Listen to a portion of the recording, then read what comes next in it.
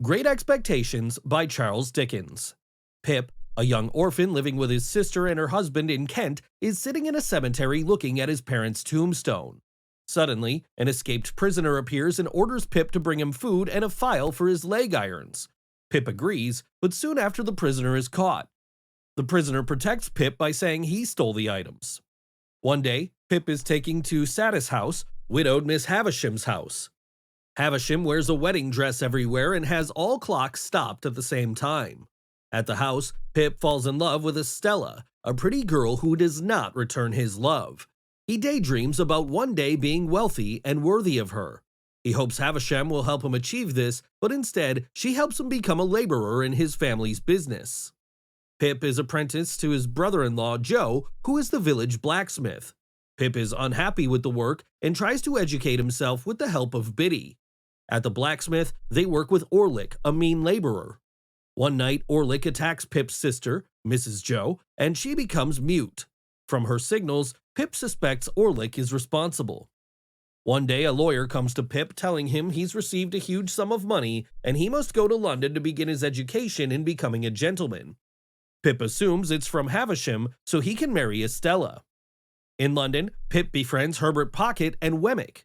He explains his discontentment with his former friends and family, especially his brother-in-law Joe, but he still loves Estella. Herbert's father educates him, while Herbert himself teaches him to be a gentleman.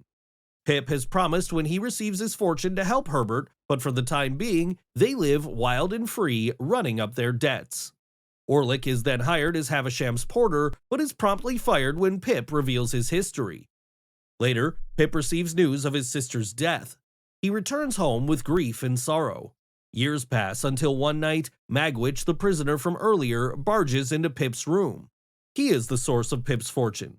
He explains how it was his way of repaying him for his help and how he dedicated to making the fortune while in Australia.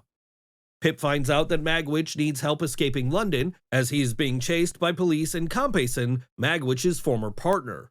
It is then revealed that Compeyson is the one that left Havisham at the altar and that Estella is Magwich's daughter. Apparently, Havisham has raised Estella to break boys' hearts to get revenge on her own broken heart. Pip was her first victim to practice on. As time passes, Pip and Magwich grow close. At the same time, Estella marries Bentley Drummle, an upper-class man. Pip visits Havisham and she begs his forgiveness, which he gives her. Later that day, as she tended the fireplace, her clothes caught on fire and she became disabled. She spent her final days repenting. Right before they are about to help Magwich, Pip is called to a meeting in the marshes.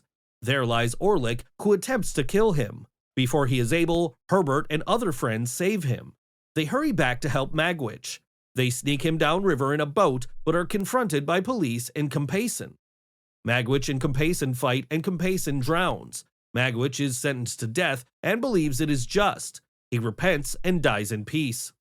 Pip becomes ill and Joe comes to London to care for him and they reconcile.